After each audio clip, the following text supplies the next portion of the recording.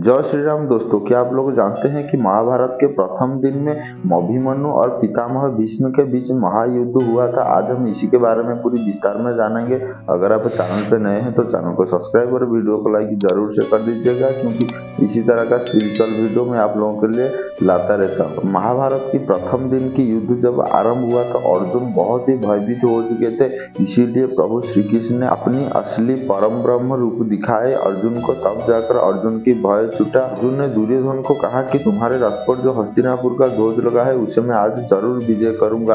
दुर्योधन ने अर्जुन को कहा कि अगर तुमने मेरे आज ध्वज ले लिए तो मैं आज ही युद्ध समाप्त कर दूंगा, खुद परास्त स्वीकार कर लूंगा। फिर युद्ध आरंभ हुआ और पांडवों ने वज्रव्यूह बनाया था और वज्रव्यूह कौरवों की सेना को ध्वस्त नष्ट कर रही थी। तो पितामह के आदेश पर कर्ण के पुत्र वृष्टिसेन ने अपने सेना लेकर आए थे और वज्रव्यूह को तोड़ दिए थे। लेकिन प्रभु श्री कृष्ण अर्जुन को बोले कि हमारे वज्रव्यूह ध्वस्त नष्ट हो गया तो क्या हुआ, लेकिन हम जा सकते हैं दुर्योधन की ध्वज लाने के लिए। तभी अर्जुन और प्रभु श्री कृष्ण आगे बढ़ रहे थे तो गुरु द्रोणाचार्य आगे और अर्जुन और गुरु द्रोणाचार्य के बीच युद्ध हुआ। तभी प्रभु श्री कृष्ण ने कहा कि हम अभी गुरु द्रोणाचार्य के साथ युद्ध करके समय व्यर्थ कर रहे हैं, बात तुम आगे चला। तभी अर्जुन ने धृष्टद्युम्न को बुलाया। गुरु द्रोणाचार्य के साथ धृष्टद्युम्न युद्ध करने लगे। तभी अर्जुन ने आगे बढ़ने लगे तो पितामह भीष्म आगे पितामह भीष्म के साथ भी अर्जुन युद्ध करने लगे। लेकिन अर्जुन के हाथ में समय बहुत कम था। सूर्य उदय से पहले दुर्योधन की रथ पे लगा ध्वज को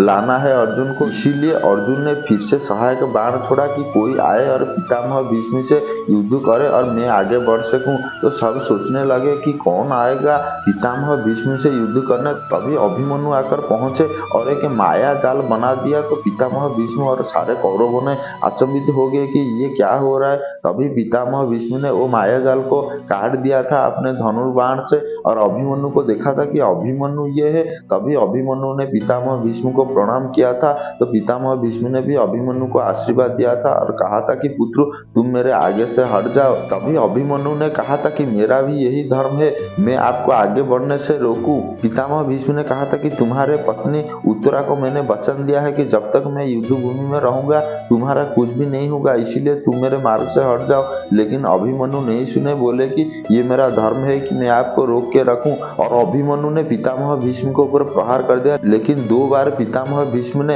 अभिमन्यु को बाण को ही पकड़ लिया।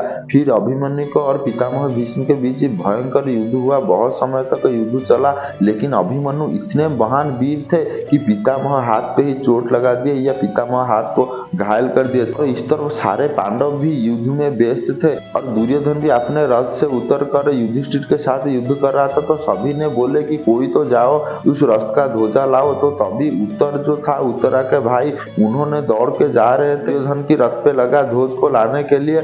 और इस तरफ अभिमन्यु और पितामह भीष्म के बीच युद्ध चल रहा था। तो पितामह भीष्म गुस्से में आ गए और अभिमन्यु को बाण मारकर बंदी कर दिया अपने रथ पे ही। तो अभिमन्यु अपने रथ पे बंद थे। तो तभी उत्तर दौड़ के जा रहे थे दुर्योधन की रथ की ध्वजा लाने के लिए। तो तभी दुर्योधन बहुत बोला कि कोई इसे रोको, कोई इसे रोको। तो तभी शल्यराज ने उत्तर का वध कर दिया था। और जब उत्तर ने वीर गति को प्राप्त कर लिया तो उसी समय ही सूर्यास्त भी हो गया था। और सूर्यास्त के साथ साथ ही महाभारत की प्रथम दिन की युद्ध भी समाप्त हुआ था। अब आप लोगों को पता चला कि अभिमन्यु और पितामह भीष्म के बीच हुए महायुद्ध के बारे में। अगर आपको वीडियो अच्छा लगा तो वीडियो को लाइक और चैनल को सब्सक्राइब जरूर से कर दीजिएगा। जय श्री राम।